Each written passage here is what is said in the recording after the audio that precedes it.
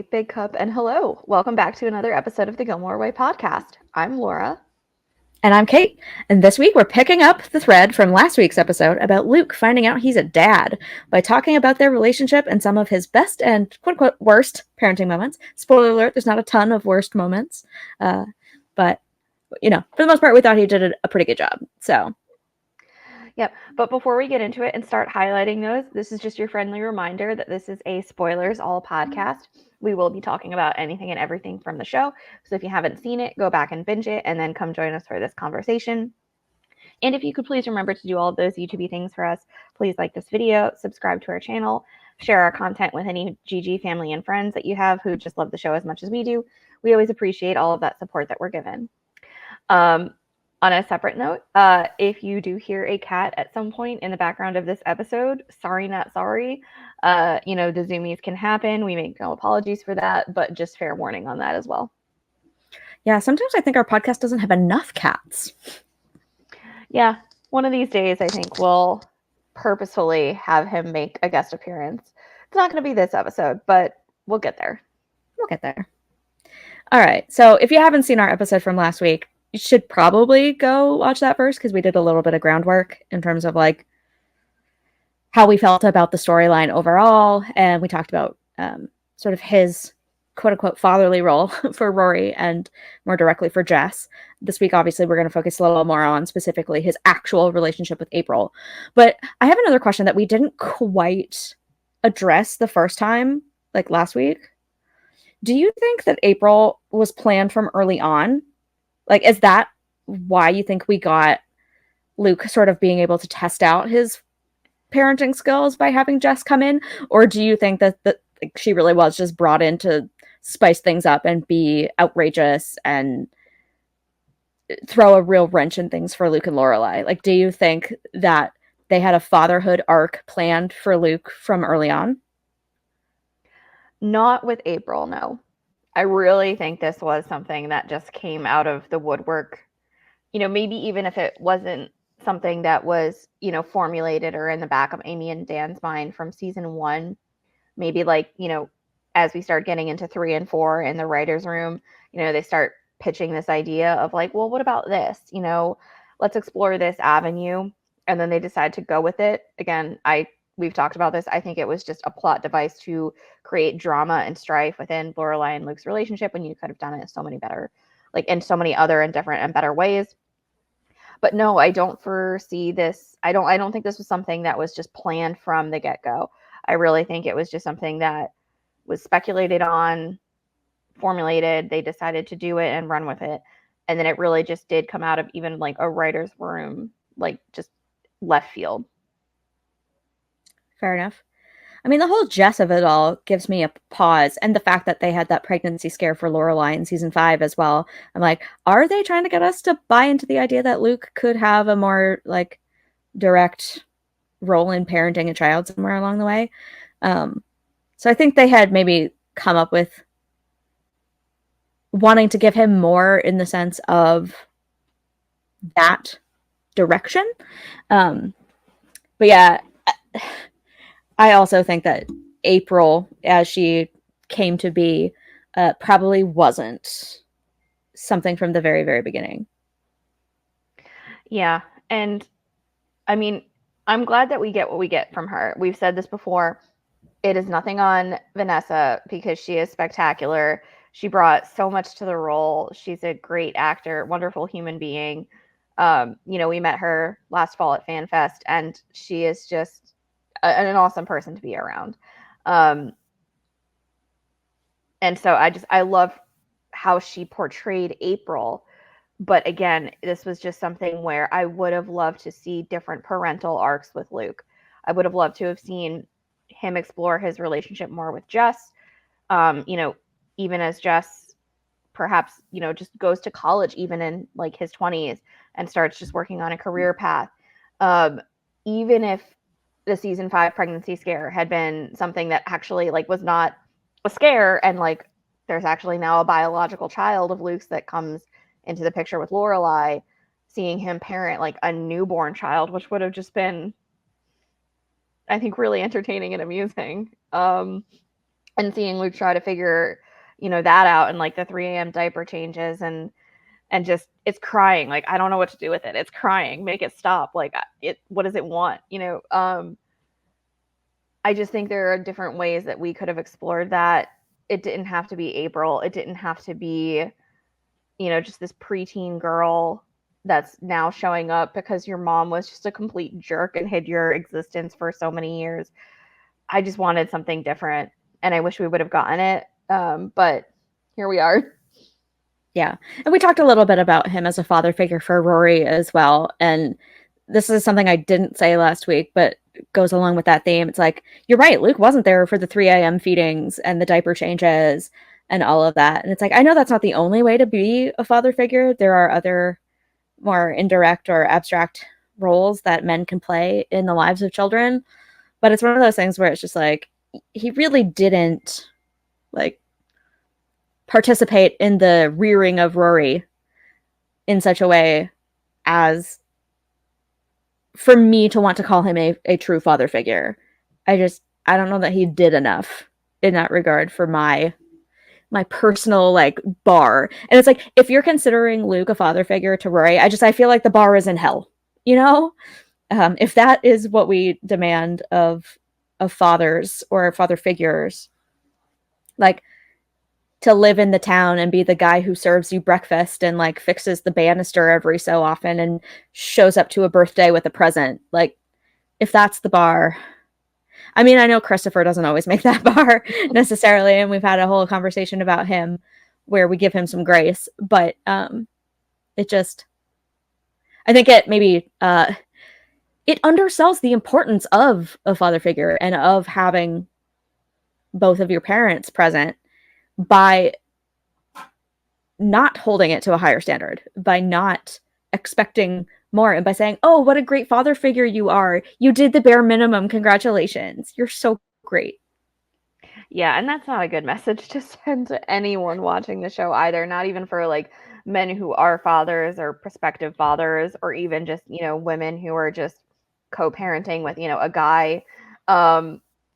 Do better. If the message that we're sending is like just the bare minimum, will equate to like, he's been such a good dad. I'm going to write a letter to the court explaining all of that. He's so present in there, but everything that you've just said is all that he did.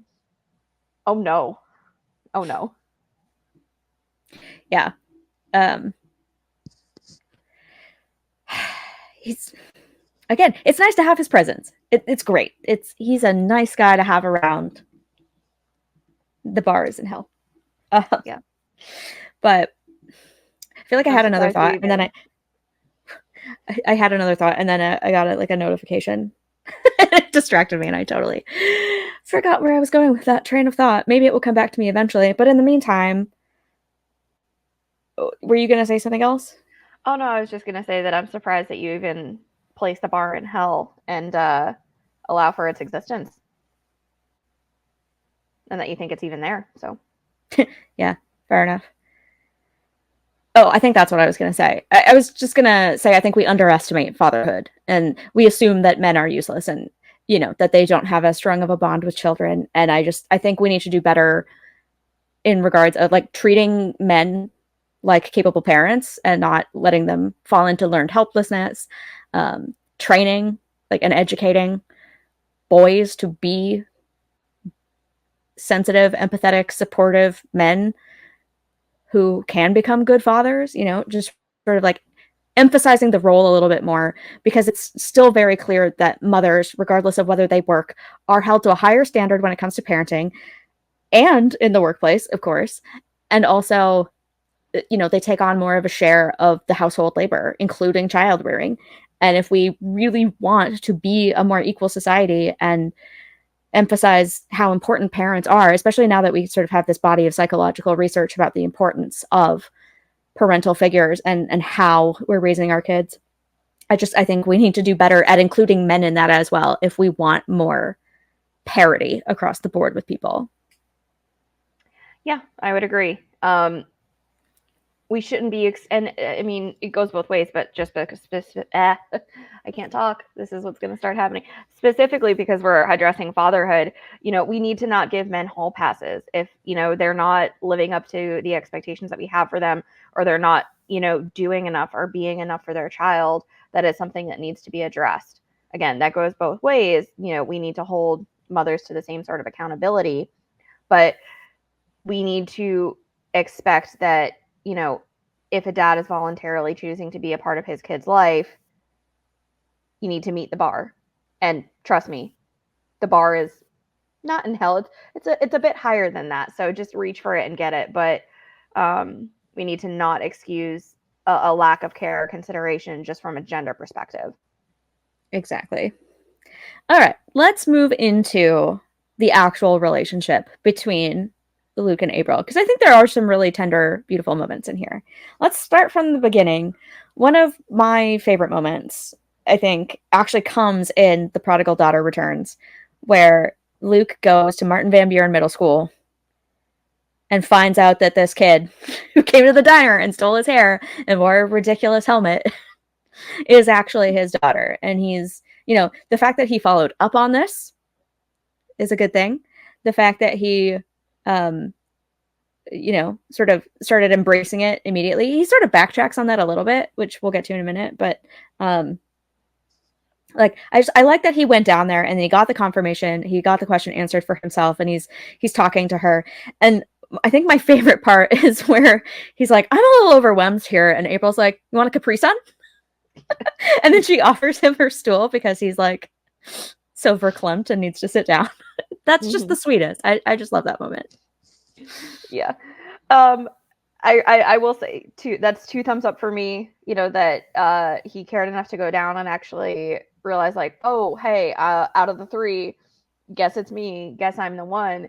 And then despite him obviously being very thrown off by that and like, dude's gonna need a minute, which is a completely normal response, he still just, as he's even processing, starts trying to like make an effort. And I just love that he's like, so like, do you want to get ice cream? Like, I don't know what I should be doing here, but like, do you want that? Like, should I stick around? He's floundering and he's very flummoxed because this is just so new and in his face. But I just love that even as he's just letting all of this sink in, he's already starting to make those efforts to try and connect, even if it's doing a small thing like buying my kid an ice cream cone. Yeah. Which brings us, I'm a little torn on this one, but I kind of want to put it in the worst column. And this is the conversation he has with Liz on Thanksgiving, where he's like, I offered her cake and, I offered her ice cream, and Liz was like, maybe she wanted cake or pie. Like,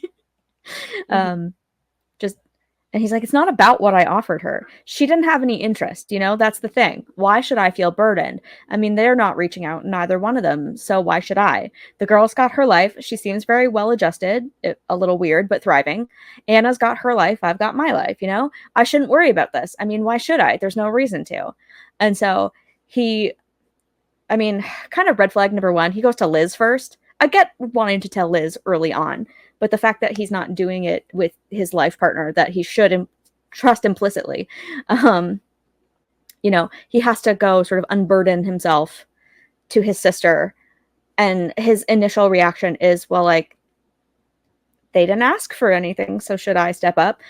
But I almost don't want to leave it in the worst column, because then shortly after that, we have his conversation with Lorelai, where she tells him about Chris reaching out and offering to pay for some stuff now that he's come into some money. He wants to share it. He wants to support Lorelai and Murray.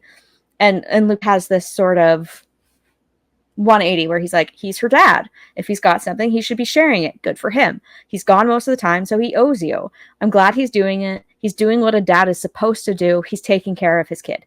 And this sort of like dramatic irony is that it's him having that realization for himself, not just being supportive of Chris doing it for Rory, despite the complex relations at play. But what do you think? Like, where does that fall for you? Does it bug you as much as it bugs me? Are you on the fence about it? I don't know.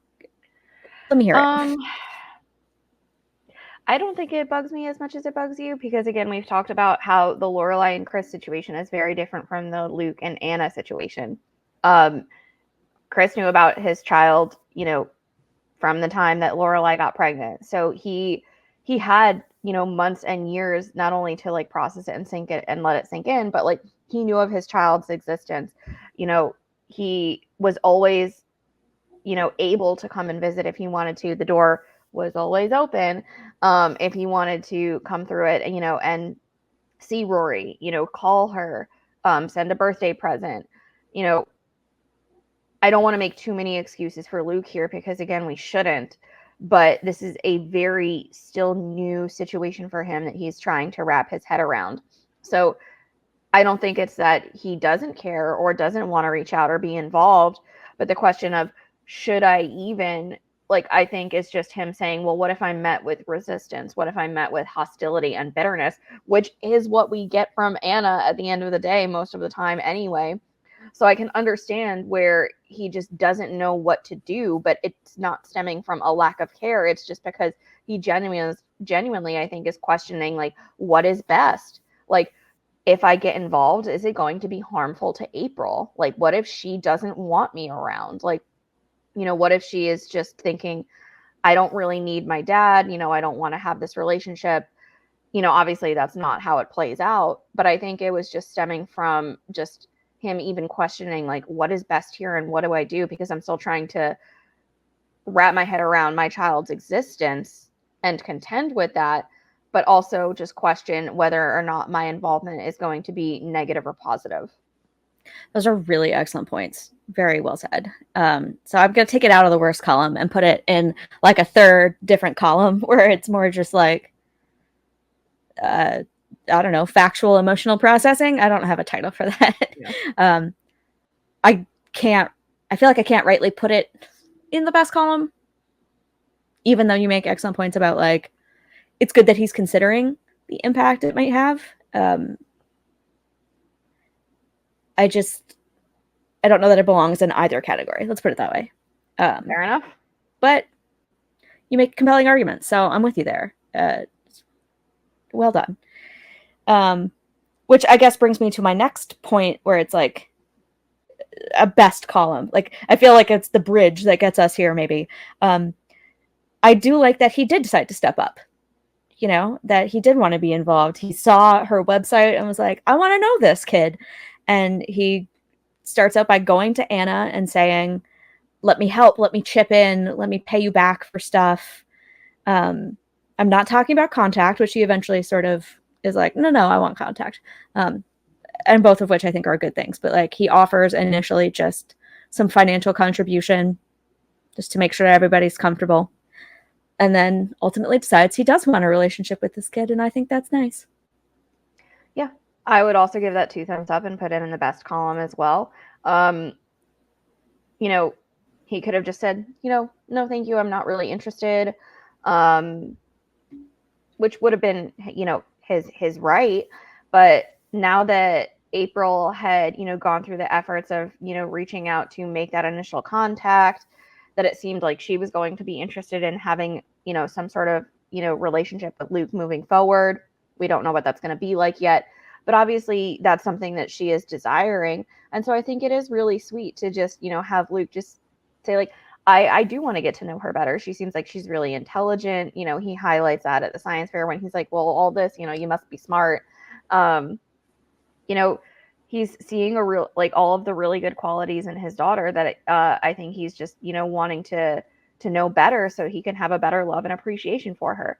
And I think there's everything to be said for that. Yeah. All right. That brings me to, I guess, my first true worst, and this is like a low ball, is because the best column was pretty long, and I was like, well, I gotta put something in this worst column. Let's be nitpicky.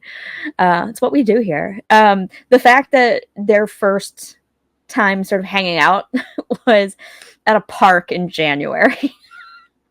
He's just like, don't kids like parks? Yeah. It's 41 degrees out, Luke. You couldn't have come up with something that kids like that's inside? in the state of Connecticut. I mean, let's be fair. Like, I will just say, he's just like, 20 degrees, get on the boat, we're going fishing. You like fishing, right? Like, the bass are really running well today on the river. Let's go out. Oh god. Yeah. Again, it's not that serious. I was just like, okay, that's kind of silly. To be like, let's just hang out on a park bench in near freezing weather. Yeah. Yeah. But now I also need outtakes of like them going like, trout fishing.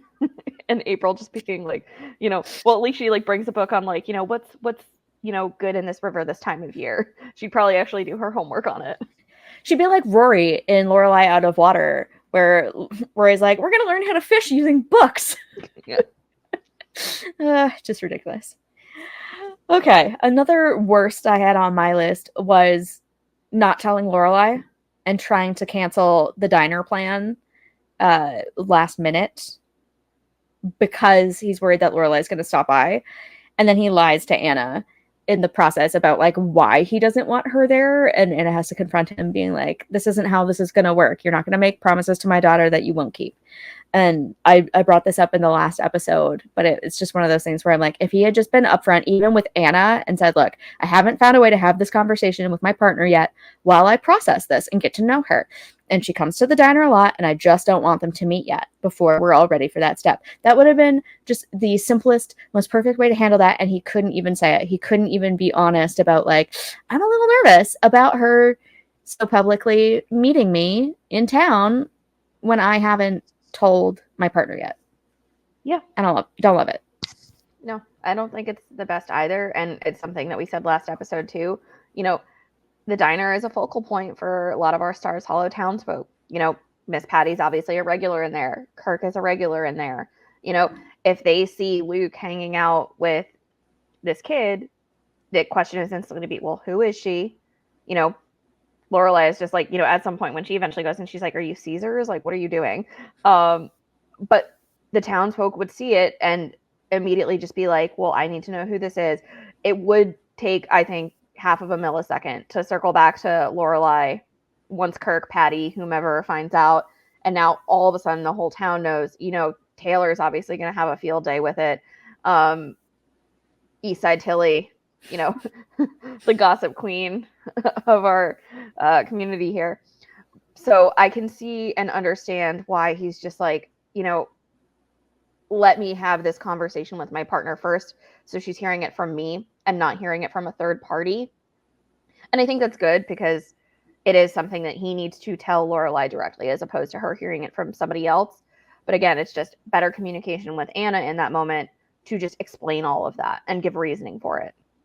Yeah, it would have built the trust with Anna to include her in that and be like, look, I'm trying to do right by everyone here. And I just, it's not that I don't want to see her, but the situation is what it is. But I think by trying to sort of weasel his way out of it, it made him look bad. And it might have been disappointing to April at the end of the day if he had bailed on it, Mm-hmm. So I think it wasn't the right move. It's not the worst thing, but it's like, oh man, it would have been so easy if you just, just thought about it for a minute, got your head out of your butt.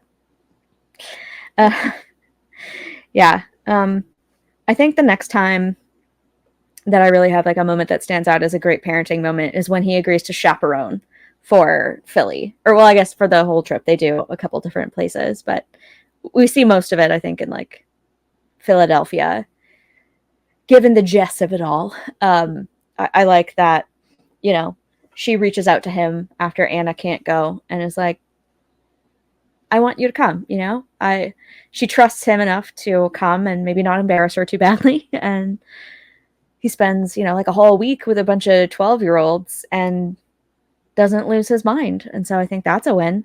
And I also love when he's telling Lorelai about it initially, and he's like, they'll be visiting Constitution Hall and stopping in Gettysburg. Do you know I've never seen the Liberty Bell? And then Lorelai's like, communist. Yeah. Yeah. But I think it is a really nice moment as well because I think if you had to ask like Luke Danes, what's your nightmare fuel, he probably would say something along the lines of like a week with preteens. You know, ugh, like I shudder. But it was obviously, he did it for care and love for his daughter in that moment, and it's probably not how he wants to be spending his week, but he still just puts forth the effort. And even throughout the week, he doesn't let like the misery of the situation in terms of like, this is just the last thing that I want to be doing affect him. He still just puts on, a bold face and just does what he can to make it a fun weekend for his daughter. So last thing that he probably wants to be doing, but it was a very sacrificial and sweet thing. Exactly. And the other thing that makes it to my best list from this episode is the conversation he has with her where she divulges her crush on Freddie. And it's like, you should probably stop calling him Apple Brown Betty because I like him. And he's like, are you old enough to like boys? And she's like, I don't know, but it's a fact either way. And he actually takes it pretty well and is, begrudgingly accepting that at first he had, a kid, and now he has a preteen who is starting to be interested in boys and going to boy girl parties, and he's only just adjusting to having a kid at all, and all of a sudden he has to adjust to one of the most turbulent and difficult times for a parent to handle when their kids really start growing up and getting into that kind of stuff. So I think he handled that with about as much grace as Luke Danes ever could. Yeah, at least it wasn't another, go get out the shotgun moment. And it's just like, oh, okay, well, okay, Yeah. I didn't mention. Yeah, go ahead. I didn't mention this last week when we talked about him and Rory, but the mention of the shotgun just reminds me of the breakup part 2, when he won't let Dean come into the diner and have coffee, and he like literally tries to get into a fight with a 17-year-old boy. Mm-hmm. I'm like, oh, Luke. I mean, it's not April relevant, but it's making it onto the worst list because, again, yeah, this is not your place. Don't try to fight a teenage boy. Grow up. What? I can't. Yeah. I can't. And as much as we're not Team Dean stands, like even Dean in that moment was just like, dude, like what? I'm not even coming in to talk to Rory. I just want a cup of coffee. Like, yeah. I mean, we question like who's the 17-year-old here and who's the actual grown-ass man.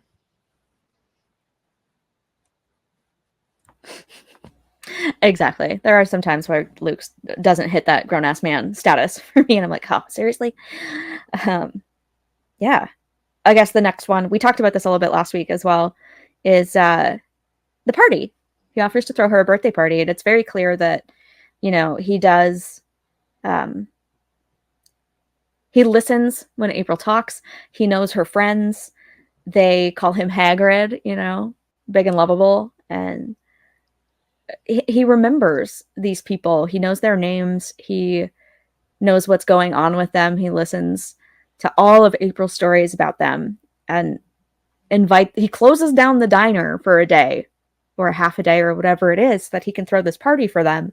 And, he may be a little clueless when it comes to how to entertain preteen girls, but it's the thought that counts. Yeah. And it ended up being a really successful party that, at this point in time, we've talked about it too, how April was probably in need of, more socialization than she was getting. She was, needing to really start establishing, more, solid female friendships as she was going into middle school. It seemed like it was something that was very important to her. She's like, it's very clear that she wanted the party to go well so that she could start, making friends with these girls and having more interactions with them. And so it was really going to stem from it being a successful party. And Luke did what he could to make it that for her. Yeah. I mean, maybe should have involved Lorelai sooner, even if just for ideas. But it's too late for that now. Yeah. I think the next big important one would be letting April stay with him while Anna's in New Mexico. It's a lot to take on a kid full time, especially when it's your first time doing that. For I think it was like 2 or 3 months that she lived with him, and he was, getting her off to school and picking her up from swim practice and, really doing all the dad things. He made what used to be Jess's side of the apartment comfortable for her and redecorated the apartment when she was like, it's a little depressing in here. There's a lot of brown. And she suggests going to Target. Which, I mean, you know me. Like, I think that's one of the happiest places on earth, but yeah, screw Disney World. It's Target. As a Canadian who only gets to go when I'm like down hanging out with you in the States, we used to have it and then it was gone within a hot minute. I was like, dang it. That's sad. It was the only Starbucks in my town for a while, which is sad. Now there's like a couple Starbucks around, but those were dark days, my friend. But yeah, I love that he, you know, lets her buy a polka dot tablecloth and cerulean taper candles. And I love that it's sad, but she does pick up on the fact that Luke and Lorelai have broken up. Like, she gets that information from Anna, I guess, and she doesn't want her dad to be sad and depressed. So she's like, let's liven up this place. Let's make it a place that you could bring a woman back to. And then she subtly suggests women she knows that he could date, which is a little weird, but sweet. Yeah.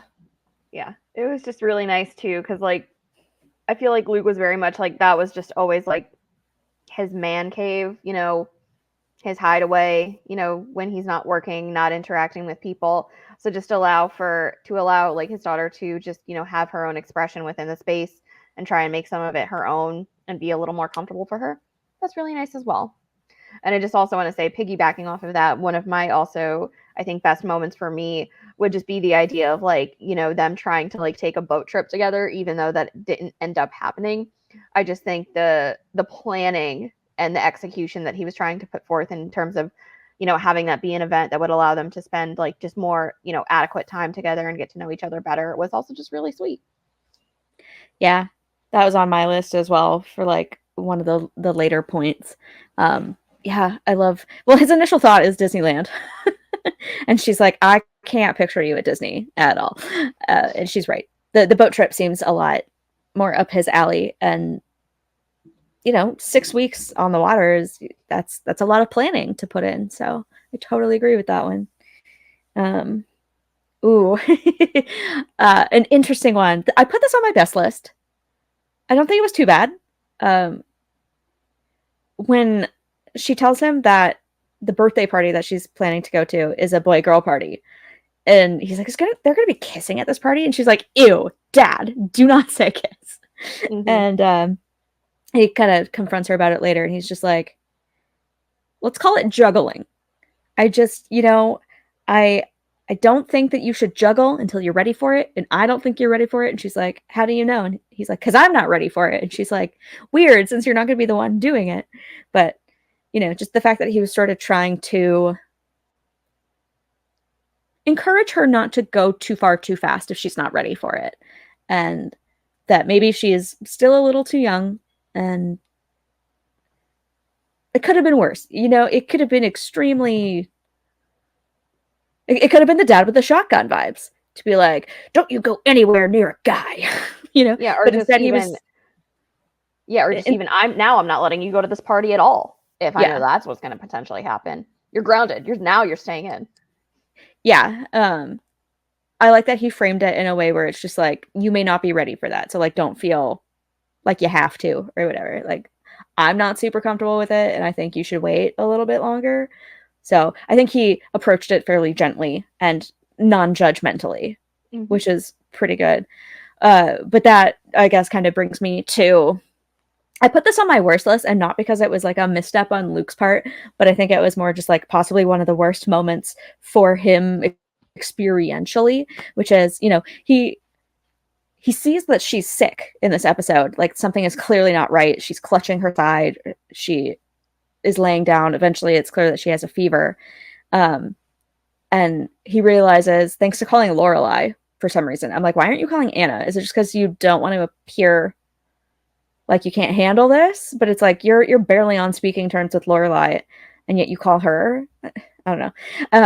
But figures out she has appendicitis and rushes her to the ER. And so I put it in the worst list simply because like, that just must have been terrifying for him it's, the first time he's really had to deal with any big emergency with her. And yeah, it's scary, but he handled it well. Yeah. Although they end up turning it into a Luke finding out Lorelai's engaged moment. And I'm like, you had to go and do it, didn't you? Mm-hmm. Yeah. I wouldn't put it in like the worst ever category for me. I did think it was, like, I would agree it was an interesting choice for him to call Lorelai as opposed to calling Anna when your daughter is, pretty seriously sick at this moment in time, and not at least alerting to her, say like, hey, first off, I don't know what I'm doing, but second off, like, this seems to be something drastic that's going to require some serious medical intervention. I want to give you a heads up. But at least he was proactive in talking to somebody to try and figure out, like, what's wrong with my kid right now? What do I need to do? Yeah, he might have also selected Lorelai simply because she's closer. Like, if he needed someone or something, Lorelai at least is in the neighborhood. But true. So is Liz, or I don't know, just somebody who's not his ex, who he's currently kind of fighting with. It just felt a little weird to shoehorn Lorelai into that, and once again have Lorelai provide a piece of information to Luke that he needs to be able to act, instead of him recognizing the signs of appendicitis for himself. But most of us know pain in the right abdomen and fever are pretty telltale signs of that. Like, I knew that when I was a teenager, or a preteen myself.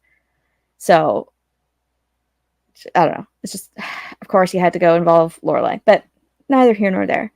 My next item in the great moments for Luke column would be when Anna comes to him and says that she wants to move them to New Mexico, and he can tell that April's not happy about it, but he does his best to encourage her and be like, things will be okay. You like New Mexico. You've been there. It'll be a fun adventure. Everyone's got swimming pools, so like you can work on your swimming. You can still swim down there. You'll make new friends. It won't be so bad, and he tries to just, make her feel better about it and try to come up with solutions so that their relationship can be maintained. Yeah, and obviously it was a very difficult time for Luke because he's coming to the realization that, Anna is about to rip his daughter away from him. And so he's obviously feeling very angry and hostile towards her about that. But he didn't let that show to April. He kept that separate, where he's like, your mom and I are going to have to work this out. Obviously, but like, he made sure that it was a completely separate thing from what his daughter was also contending with, which is just that I don't want to leave, and he could have, ragged on, Anna to April and said, like, I can't believe your mother's doing this. I'm going to fight her on it. It's really terrible. Like, don't you just, but instead of speaking negatively, he just tried to highlight the positives to her and give it like some sort of silver lining, even though it was really difficult for him as well. Yeah. And riffing off of that, I do love that he fought for the partial custody that he wanted. It sucks to have to go through that process, but he did it because it meant more to him to have her in his life than to avoid the discomfort of, potentially pissing off Anna, or, the discomfort of laying it all out there before a judge and having your life picked apart by this process. It's always, very invasive and difficult and risky and expensive. And so he stepped up and he realized what was most important here, and he came through. So the whole situation, I think his worst moment within it was when he confronted Anna by being like, I will fight you for that if I have to. It did come off a smidge aggressive. He could have toned it down a little to reason with her a little better instead of just going off the handle. But the rest of it, I think, was handled with a good amount of positivity and grace, and just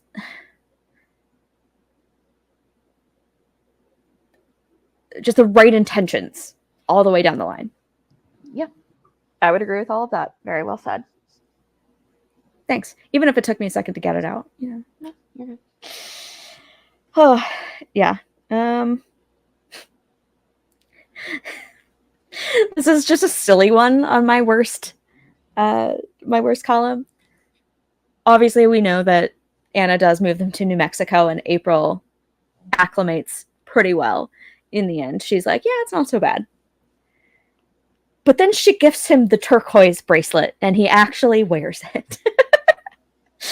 I just put it as a tongue-in-cheek example because I'm just like, I get that you're like trying to, be supportive, but I feel like wearing it just sends the wrong message.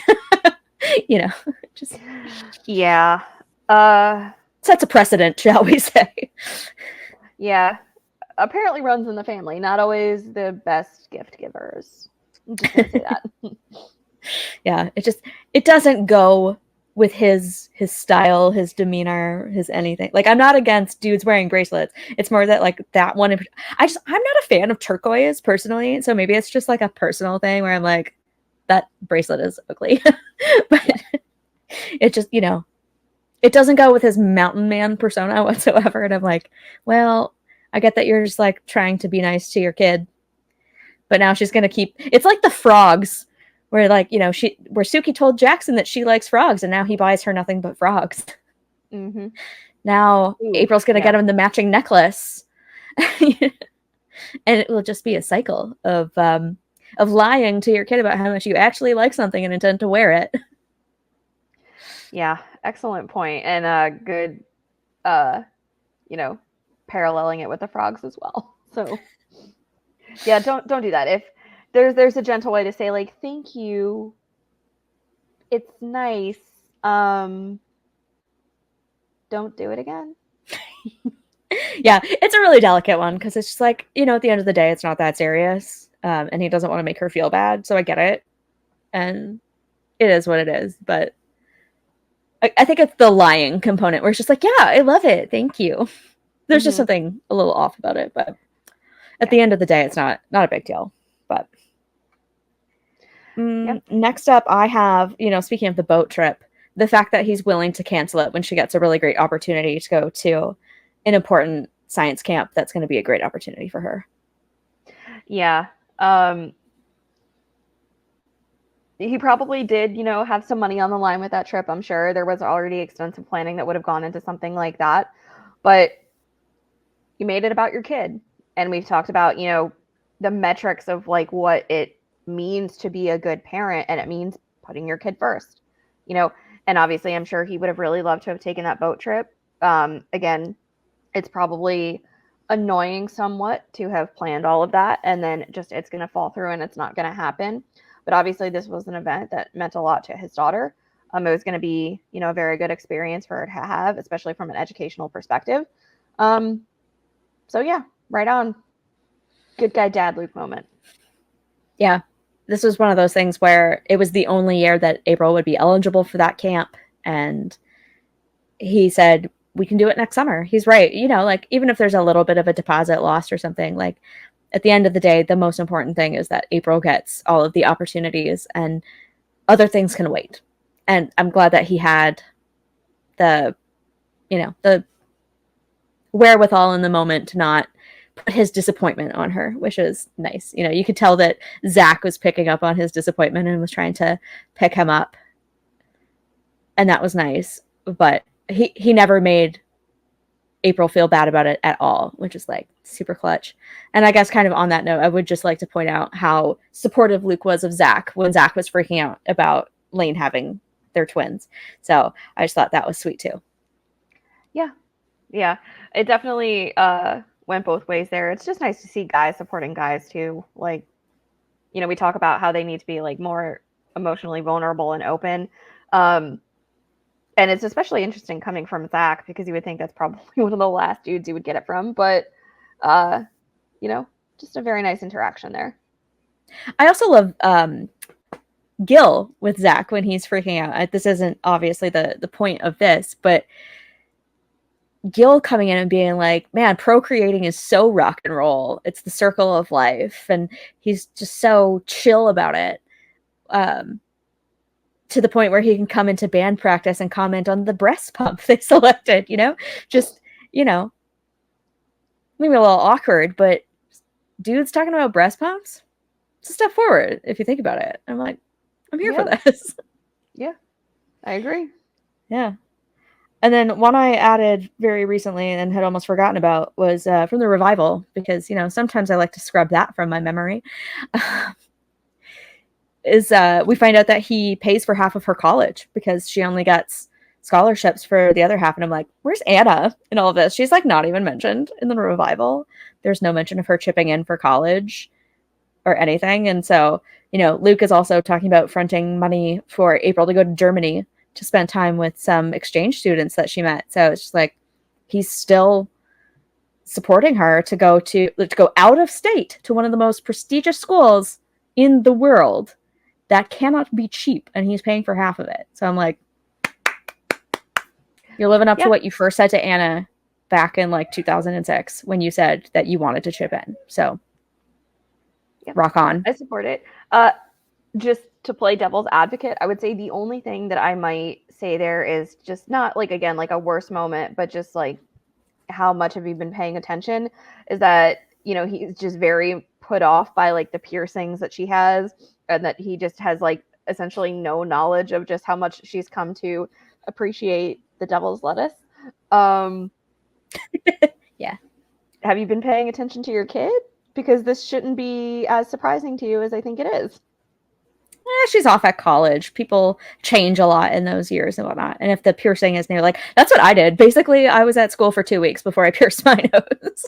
And maybe she waited a little bit longer because she was 22 when this happened. But I do love when she says, I'm 22. I can adorn my body however I see fit. But April is so relatable in summer when she has that sort of like little anxiety attack with Rory.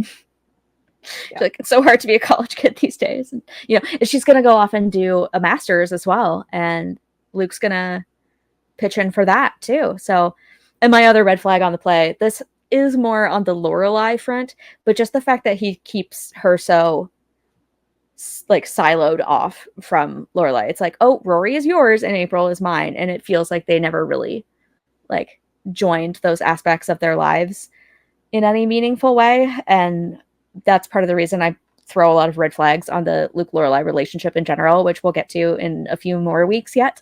But yeah, don't love where Lorelai's like, I could kick in, and he's like, I got it. She's my kid. Get out of here. Yeah, I agree with that. Yours, mine, and ours, like, just coexist. I don't know. Call in like some Brady Bunch-esque vibes. Like, I don't know, just make it work. Yeah, I agree. Here's the story. I'm not going to keep singing. Don't worry. That's pretty much my list. Where's Stan when we need him? Right? Stan can write us that new theme tune. How about that? Mm-hmm. Is there anything else on your list that we haven't covered? I only have one more. And then I think we can call it, unless you had another point. But just very quickly, how did you feel about Luke going out on a date with the swim coach? It's not too bad. I mean, she was a piece of work. Not a good fit for Luke. But it doesn't bother me too much. It would have been worse if it was one of her teachers, I think. Then we would have the Lorelai and Max conundrum all over again, where there's just a little too much.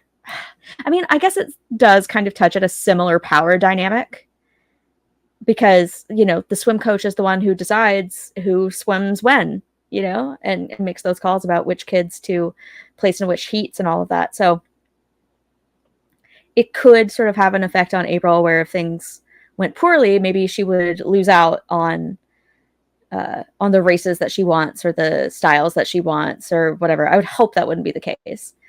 But I mean, it was obviously a bad date and it wasn't going to go anywhere. But in a way, it doesn't feel as bad as if he had gone out with Miss Kaplan.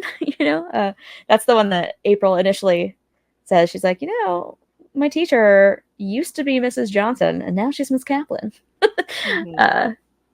I don't know. It's like it has the potential to go awry, but it's not the worst thing.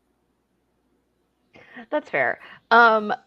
I didn't love it personally as a choice because, again, just whether it's a swim coach or a teacher, I just think I think that's a boundary that is probably good to just, draw a line in the sand on and not get involved in. Thankfully, it was just, a sort of one and done because there was no compatibility there. But I still just think for the sake of your daughter's, happiness at school and just, not getting picked on or tormented for a decision like that, potentially, maybe just don't. Yeah. I mean, she only sees her swim coach a couple times a week, I guess. It could be worse, but it's still maybe crossing a boundary that you don't want to cross. So yeah, it could get awkward. So, yep. But no, that was the last point that I had. Any others? Yeah. No, I think I pretty much covered my list on this one. All right. Look at us going under 60 minutes. I know, go us. This never happens. But that's going to wrap us up for this week. We hope you enjoyed this episode. If there are any best or worst moments that you feel like we've missed, that you want to just highlight, drop us a comment and let us know. We always love to hear your thoughts. Yeah. Before you go, don't forget that every week brings us closer and closer to FanFest in Guilford, Connecticut, October 18th to 20th. We're already counting down the days. We're planning costumes. We're, thinking about what karaoke numbers we're going to do. And we think you should be too. So don't sleep on tickets. There's a link in our description to the website where you can get tickets and also to the FanFest planning page where you can have questions answered. You can always come to us if you have questions as well. But yeah, it's just the best weekend you could ever imagine with, other people who love their show to the crazy degree that we do. Where else are you going to find people like that? And the cast and crew who come are always just so delightful and so giving of their time and their stories. And it's just so much fun. And we'll be there. We hope you will be too. Yeah, we'd love to see you this fall. Don't sleep on getting a ticket. It is really one of the most magical weekends that you can have. And even if you're just coming by yourself, there are a lot of really awesome people who travel solo to this event. The entire community is warm and welcoming, so don't feel like that would be an issue. You're going to make friends so fast, and everyone there is just so incredibly friendly and open. So it will just be something that you won't end up regretting ever. So true. All right. Well, on your way out, if you could hit that like button, subscribe button, drop us a comment before you take off. We would really appreciate it. Every little bit of engagement does help. We're always so glad that you decide to spend your Friday evenings with us or whenever you catch the replay of this. But yeah, if you could throw us a little love, we always enjoy that. But don't forget to come back next week. We're going to pick up this conversation one more time, and we're going to talk about Lorelai being left out of this whole equation. And we definitely have some strong opinions, so don't miss that. Hopefully we will see you next Friday for dinner. Have a good weekend, everyone. Bye.